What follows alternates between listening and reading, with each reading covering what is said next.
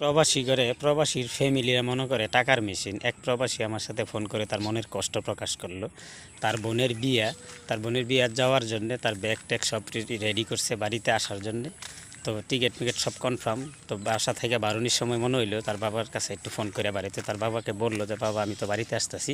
তার বাবা বলল কি যে এত টাকা খরচ করে বাড়িতে আসার কি দরকার, একদিনের বিয়াই তো মাত্র, একদিনের বিয়ার জন্য আসার কি দরকার পড়ছে, তোমার কি দরকারটা আসার দরকার নেই।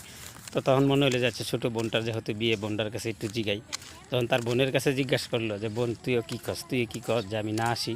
তার বোনে বললো যে দেখো বাবা এত টাকা বিয়ার মধ্যে খরচ করছে, প্রায় 3 থেকে 4 লাখ টাকা খরচ করছে, 4 থেকে 500 মানুষের আয়োজন করছে, তাহলে তুমি আসবা আবার ফ্লাইটের এতগুলি টেহা হাফ ডাউনে খরচ হইব, কী আসার দরকার আছে।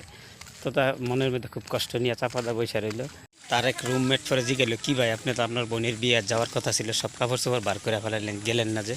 তখন তার বলল যে আমার বাবা 400 লোকের আয়োজন করেছে, আমার আয়োজনটা করে না, একজন মানুষের আয়োজন বেশি হয়ে যায়, এই জন্য আমি যাইনি।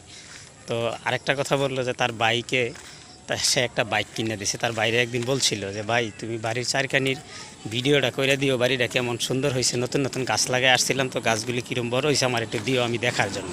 তার ভাই বিরক্ত হয়ে ফোনটা কাইটা দিত সবসময়, তার ফোনটা আর ধরে নাই, ফোন কাইটা দিত। সেই বাইরে কিন্তু 4 লাখ টাকা তার গাড়ি কিনে দিছে, কিন্তু ভাই বিরক্ত হয়ে কী করতো, বাড়ির ভিডিও চাইলে ফোনটা কাইটা দিত। আমার সাথে যখন কথা বলে সে ঠান্ডা এমনভাবে লাগছে যে মানে কাশির লাগি কথাই বলতে পারতেছে না। তো তারপরে বলতেছে ভাই এখন ফোন রাইখে দেই, আমি তো ডিউটিতে যাব। তখন তারে বললাম যে কী ভাই আপনি না অসুস্থ, কীভাবে ডিউটিতে যাবেন?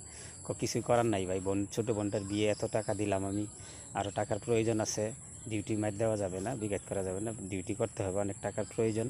যে বোনটার জন্য এত কিছু করলো সেই বোনটাও চাইলো না যে তার বিয়েতে বাড়িতে আসুক, তার বাবাও চাইলো না যে তার বিয়েতে বাড়িতে আসুক। কিন্তু প্রবাসী টাকা উপভোগ করার মতন মানুষ আছে, কিন্তু তাদের কষ্ট বোঝার মতো মানুষ নাই।